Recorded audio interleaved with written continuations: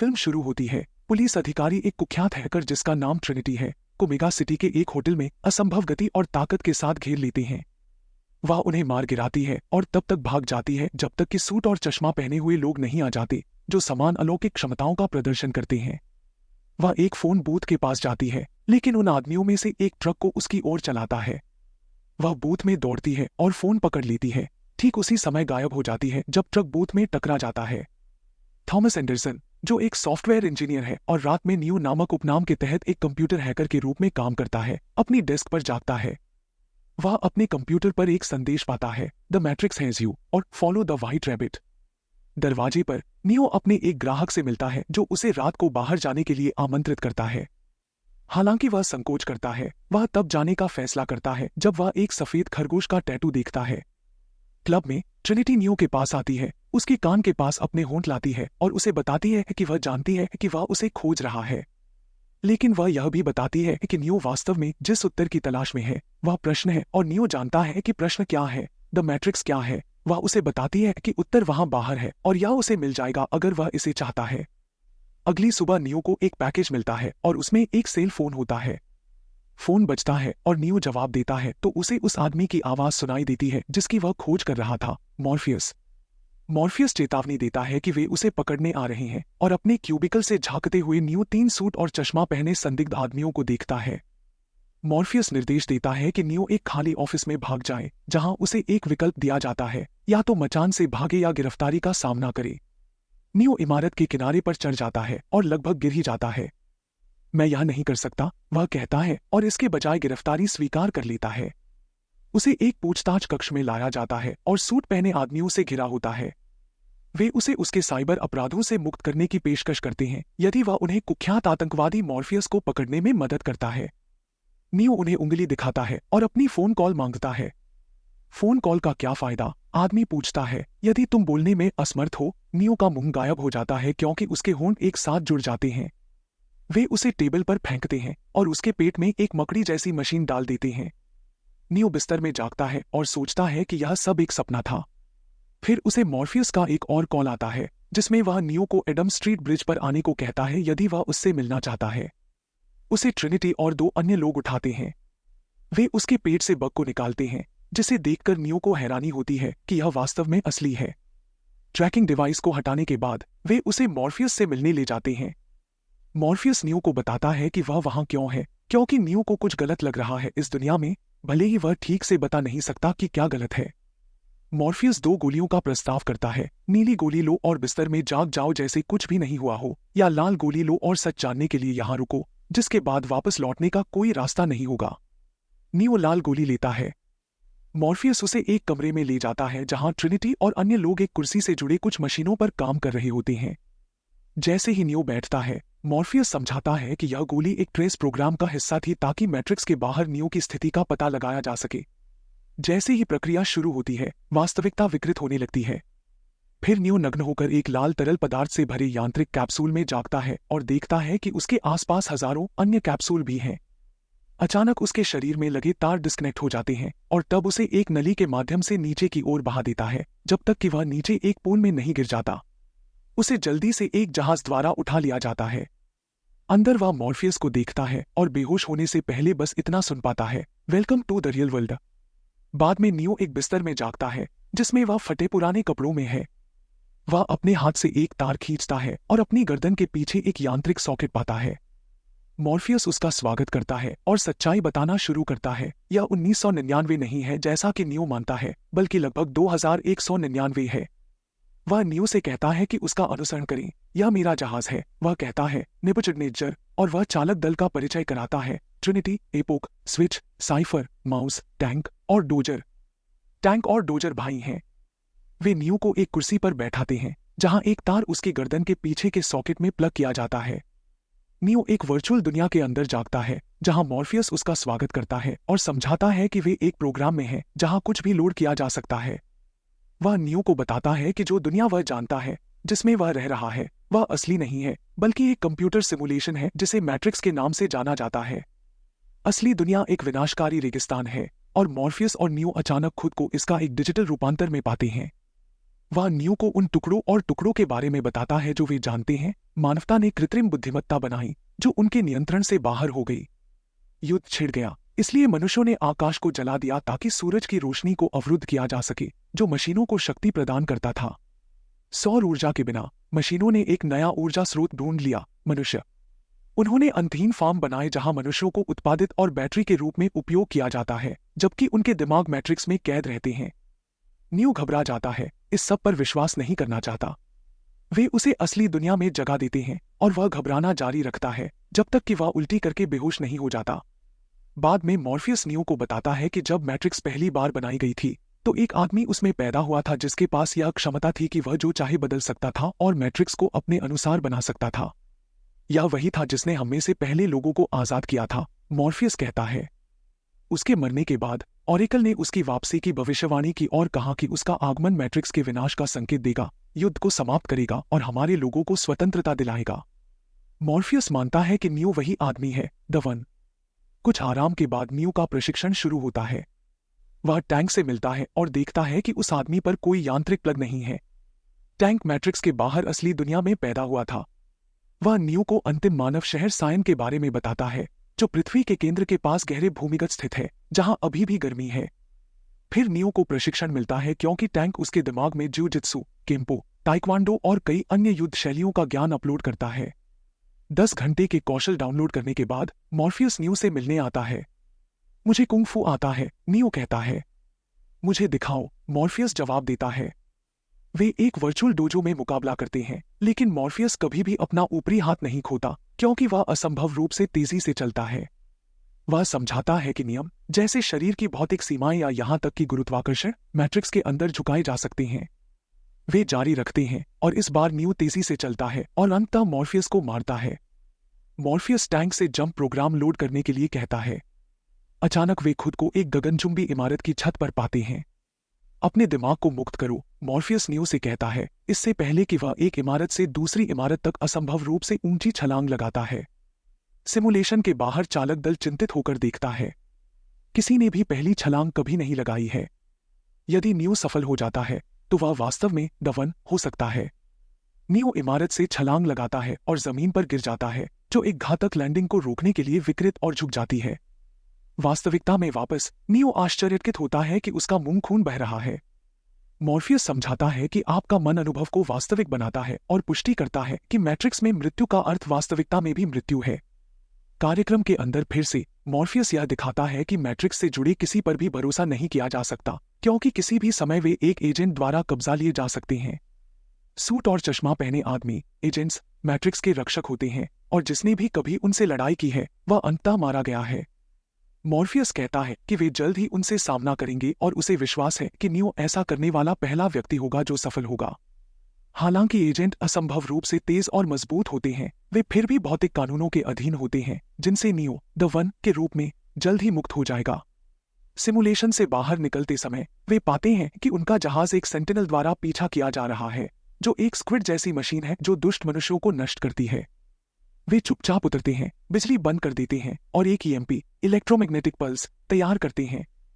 Trinity बताती है कि यह मशीनों के खिलाफ हमारे पास एकमात्र हथियार है। सेंटिनल बिना किसी घटना के गुजर जाते हैं और ईएमपी का उपयोग नहीं होता है। एक ड्रिंक के दौरान साइफर न्यू से कहता है कि उसे नीली गोली न लेने का अफसोस है और मॉर्फियस के इस वादे को कमजोर करता है कि न्यू द वन है। वह एक सलाह देता है, यदि आप एक एजेंट को देखते हैं तो वही करें जो हम करते हैं, भागें। मैट्रिक्स के अंदर साइफर एक एजेंट से मिलता है और उनके समझौते को अंतिम रूप देता है। मशीनें साइफर की याददाश्त मिटा देंगी और उसे मैट्रिक्स में एक धनवान, सफल व्यक्ति के रूप में वापस रख देंगी ताकि वह आनंदमय अज्ञानता में जी सके।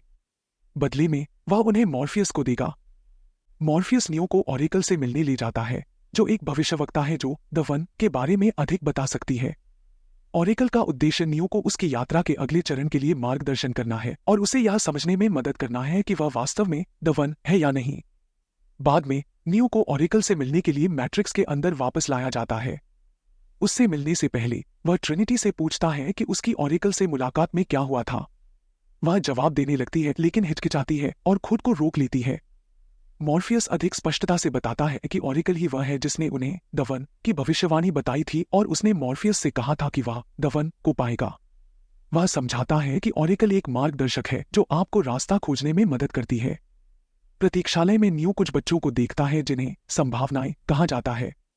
वे सभी अजीब क्षमताएं दिखाते हैं, जिसमें एक ऐसा बच्चा भी शामिल है जो अपने मन से चम्मच मोड़ता है। वह नियो से कहता है कि ट्रिक यह है कि समझो कि चम्मच है ही नहीं। नियो कोशिश करता है और वह भी चम्मच को मोड़ने में सफल होता है। उसे ऑरेकल से मिलने के लिए अंदर ले जाया जाता है और वह एक महिला को कुकीज बनाते हुए पाता है। वह पूछती है कि क्या नियो सोचता है कि वह द वन है। जब वह अनिश्चित होता है तो वह समझाती है कि यदि तुम द वन हो तो तुम्हें यह खुद पता होगा। फिर वह उसे ध्यान से देखती है। तुम पहले से ही जानते हो कि मैं तुम्हें क्या बताने वाली हूं, वह कहती है। मैं द वन नहीं हूं, नियो जवाब देता है। फिर वह कहती है कि इसके बावजूद मॉर्फियस को इस पर इतना विश्वास है कि वह नियो को बचाने के लिए अपनी जान दे देगा। वह कहती है कि उनमें से एक मरेगा और यह नियो पर निर्भर करेगा कि कौन मरेगा। फिर वह उसे एक कुकी देती है और वह वहां से चला जाता है। रास्ते में नियो एक बिल्ली को देखता है, फिर उसे दोबारा देखता है। ओ डेजा वू, वह कहता है। यह उसके दल का ध्यान आकर्षित करता है। वे उसे बताते हैं कि डेजा वू आमतौर पर मैट्रिक्स में एक गड़बड़ी होती है जब वे कुछ बदलते हैं। माउस पाता है कि उनका निकास अचानक ईंट की दीवारों से अवरुद्ध हो गया है और इसके ठीक पहले उसे एक टैक्टिकल टीम द्वारा मार दिया जाता है जिसे एजेंटों ने साइफर की जानकारी पर भेजा था। यह जानते हुए कि मैट्रिक्स से बाहर निकलने के लिए टेलीफोन हार्ड लाइनों की जरूरत होती है, वे लाइन को काट देते हैं और वे इमारत के अंदर फंस जाते हैं। उनका ऑपरेटर टैंक मैट्रिक्स के बाहर से देखता है और उन्हें दीवारों के अंदर छिपने की जगह खोजने में मदद करता है। यह काम करता है जब तक कि साइफर उनका स्थान नहीं बता देता। एक पुलिस वाला दीवार में गोली चलाता है जब तक कि उसकी जगह एक एजेंट नहीं ले लेता। एजेंट दीवार के माध्यम से नियो को पकड़ लेता है, लेकिन मॉर्फियस उसे लड़कर छुड़ा लेता है। तुम्हें नियो को बाहर निकालना होगा, वह चिल्लाता है। यही सबसे महत्वपूर्ण है। नियो मदद के लिए रुकना चाहता है, लेकिन ट्रिनिटी उसे पकड़ लेती है और उसे साथ ले जाने के लिए मजबूर करती है। वे बाहर निकलने के लिए संघर्ष करते हैं, जबकि साइफर जानबूझकर गिर जाता है ताकि ऐसा लगे कि वह अनजाने में पीछे छूट गया। मॉर्फियस एजेंट से लड़ता है, जो खुद को एजेंट स्मिथ के रूप में परिचित कराता है। वे लड़ते हैं जब तक कि स्मिथ ऊपरी हाथ नहीं पा जाता और मॉर्फियस को पुलिस द्वारा पकड़ लिया जाता है। अब बाकी समूह से अलग साइफर टैंक की मदद से एक फोन ढूंढता है और बाहर निकल जाता है। टैंक और उसके भाई डोजर के पास वास्तविक दुनिया में शामिल हो जाता है। इससे पहले कि बाकी लोग उसका अनुसरण कर सकें, साइफर एक लाइटनिंग राइफल उठाता है और टैंक को गोली मार देता है, फिर डोजर को भी। ट्रिनिटी टैंक को बुलाती है, लेकिन फोन साइफर उठाता है। वह इस ठंडी अंधेरी वास्तविकता में लड़ने और जीने से थक जाने के बारे में बड़बड़ाता है। बड़बड़ाते हुए साइफर एपोक को अनप्लग करता है, जिससे वह तुरंत मर जाता है, फिर स्विच को भी। जैसे ही वह नियो के प्लग की ओर बढ़ता है, टैंक जो पहले के हमले में बच गया था, एक व्हाइटनिंग गन से साइफर को मार डालता है। फिर वह ट्रिनिटी और नियो को मैट्रिक्स से बाहर निकालने में मदद करता है। मॉर्फियस अभी भी मैट्रिक्स के अंदर फंसा हुआ है। एजेंट स्मिथ मॉर्फियस से पूछताछ करता है। मॉर्फियस को एक गगनचुंबी इमारत में ले जाया जाता है और एजेंट स्मिथ द्वारा पूछताछ की जाती है। स्मिथ बताता है कि पहली मैट्रिक्स को एक स्वर्ग के रूप में डिजाइन किया गया था जहां हर कोई खुश रहेगा, लेकिन यह एक आपदा थी। किसी ने भी इस प्रोग्राम को स्वीकार नहीं किया। परफेक्ट वर्ल्ड एक सपना था जिससे मनुष्य लगातार जागने की कोशिश कर रहे थे। मॉर्फियस को कुछ इंजेक्शन लगाया जाता है जो कुछ समय बाद उसके दिमाग को तोड़ देगा ताकि वह एजेंटों को वह बता सके जो वे जानना चाहते हैं। मैट्रिक्स के बाहर से निगरानी कर रहे टैंक नियो को बताते हैं कि एजेंट जायन के मेनफ्रेम कंप्यूटर के कोड चाहते हैं जो हर जहाज के नेता को दिए जाते हैं। यदि कोई एजेंट उनके मेनफ्रेम में घुस जाता है तो वह मानवता को नष्ट कर सकता है। टैंक जोर देकर कहता है कि कोड को सुरक्षित और जायन की रक्षा के लिए उन्हें मॉर्फियस का प्लग खींचना और उसे मारना होगा, लेकिन इससे पहले कि वह ऐसा कर सके, नियो टैंक को रोकता है और कहता है कि वह मैट्रिक्स में जाकर मॉर्फियस को बचाएगा। ऑरेकल ने उसे बताया था कि उसे चुनना होगा कि कौन जीवित रहेगा, वह या मॉर्फियस, इसलिए वह मानता है कि यदि वह खुद को बलिदान कर देता है तो मॉर्फियस जीवित रहेगा। और वह ऑरेकल की बात पर विश्वास करता है कि वह द वन नहीं है, इसलिए उसकी जिंदगी को बचाने की तुलना में मॉर्फियस की जिंदगी ज्यादा महत्वपूर्ण है। उनके दल को लगता है कि नियो पागल है, लेकिन उसे मौका देने के लिए सहमत हो जाते हैं, हालांकि ट्रिनिटी उसके साथ जाने पर जोर देती है। लोडिंग प्रोग्राम में नियो टैंक से कहता है कि उन्हें बंदूकों की जरूरत होगी, बहुत सारी बंदूकों की। और जैसे ही हथियार लोड होते हैं, ट्रिनिटी चेतावनी देती है कि किसी ने भी ऐसा कुछ पहले नहीं किया है। यही कारण है कि यह काम करेगा, नियो कहता है। स्मिथ अन्य एजेंटों से मॉर्फियस के साथ अकेला छोड़ने के लिए कहता है। वह अपना ईयरपीस हटा देता है ताकि उसकी निगरानी न हो सके और मॉर्फियस को बताता है कि उसे इस दुनिया से कितनी नफरत है। वह अब इसकी गंध बर्दाश्त नहीं कर सकता और स्वतंत्र होने के लिए उसे अपना मिशन पूरा करना होगा। उसे मॉर्फियस से कोड चाहिए। नीचे नियो और ट्रिनिटी अपनी असंभव गति, कलाबाजियों और बंदूकों का उपयोग करके छत तक पहुंचने के लिए लड़ते हैं। सब कुछ ठीक चलता है जब तक कि एक एजेंट नहीं आता। नियो बार बार गोली चलाता है लेकिन एजेंट हर गोली से बचता है। जब एजेंट जवाबी गोली चलाता है तो नियो सभी गोलियों से बच जाता है सिवाय एक के जो उसे जमीन पर गिरा देती है। एजेंट पास आता है और अपनी बंदूक तानता है। इससे बचो, ट्रिनिटी कहती है और एजेंट के सिर में गोली मार देती है। वह नियो से पूछती है कि उसने इतनी तेजी से कैसे हिला। तुमने वैसे ही हिला जैसे वे करते हैं, वह कहती है, लेकिन नियो के पास इसका कोई जवाब नहीं है। एक हेलीकॉप्टर का उपयोग करते हुए जो टैक्टिकल टीम द्वारा छोड़ा गया था, नियो और ट्रिनिटी इमारत के किनारे उड़ते हैं और मॉर्फियस को पकड़ लेते हैं। विनाश से दूर जाने के बाद नियो मॉर्फियस को सच्चाई बताने की कोशिश करता है। ऑरिकल, नियो कहता है, उसने मुझे बताया। मॉर्फियस बीच में ही रोक देता है, ठीक वही जो तुम्हें सुनना चाहिए था। टैंक उन्हें सबवे स्टेशन पर एक हार्ड लाइन ढूंढता है और वे उसकी ओर बढ़ते हैं। मॉर्फियस और ट्रिनिटी बाहर निकलते ही एजेंट स्मिथ आता है और फोन को नष्ट कर देता है ताकि नियो उनका अनुसरण न कर सके। भागो नियो, भागो, ट्रिनिटी फुसफुसाती है लेकिन नियो रुक जाता है। ज्ञात इतिहास में पहली बार एक मानव एक एजेंट के खिलाफ मुकाबला करता है। उनकी लड़ाई के बीच नियो स्मिथ को एक आने वाली मेट्रो से टकराकर छोड़ देता है। फिर एजेंट मेट्रो से उतरकर अपनी पीछा जारी रखता है। लड़ाई कभी खत्म न होते देख नियो भागता है। वास्तविक दुनिया में नेबुचडनेजर के पास सेंटिनल्स आ रही हैं। मॉर्फियस उन्हें ईएमपी तैयार करने का आदेश देता है लेकिन ट्रिनिटी चेतावनी देती है कि वे इसे नियो के बाहर निकलने से पहले सक्रिय नहीं कर सकते। अगर यह नियो के जुड़े होने पर चलाया गया तो यह उसे मार डालेगा। मुझे पता है, मॉर्फियस कहते हैं, चिंता मत करो, वह इसे कर लेगा। नियो भागता है क्योंकि एजेंट हर कोने पर दिखाई देते हैं, पास के नागरिकों को बदलकर उसे पीछा करने के लिए। वह उस कमरे तक पहुंचता है जहां एक फोन और उसका बाहर निकलना इंतजार कर रहा होता है। नियो दरवाजा खोलता है और एजेंट स्मिथ को पाता है जो उसे दिल में गोली मारता है। नियो अपने सीने से बहते खून को देखता है, फिर एजेंट उसे 8 बार और गोली मारता है। यह नहीं हो सकता, मॉर्फियस कहते हैं, क्योंकि नियो का दिल रुक जाता है। जैसे ही सेंटिनल्स जहाज को काटते हैं, ट्रिनिटी नियो से कहती है कि भविष्यवक्ता ने उसे बताया था कि वह प्यार में पड़ेगी और जिस व्यक्ति से वह प्यार करेगी वह वही होगा। तो तुम देख सकते हो, वह कहती है, तुम मर नहीं सकते, मैं तुमसे प्यार करती हूं। फिर उसे चूमती है। नियो का दिल फिर से धड़कता है और मैट्रिक्स के अंदर वह खड़ा हो जाता है। जब एजेंट उस पर गोली चलाते हैं, नियो अपना हाथ उठाकर गोलियों को रोक देता है। फिर वह आसानी से एक हाथ से स्मिथ से लड़ता है। अंततः वह एजेंट में उड़कर उसे अंदर से नष्ट कर देता है। नियो फोन तक भागता है और उसके बाहर निकलते ही वे ईएमपी को सक्रिय करते हैं और सेंटिनल्स को रोक देते हैं। नियो जागता है और ट्रिनिटी के चुंबन को लौटाता है।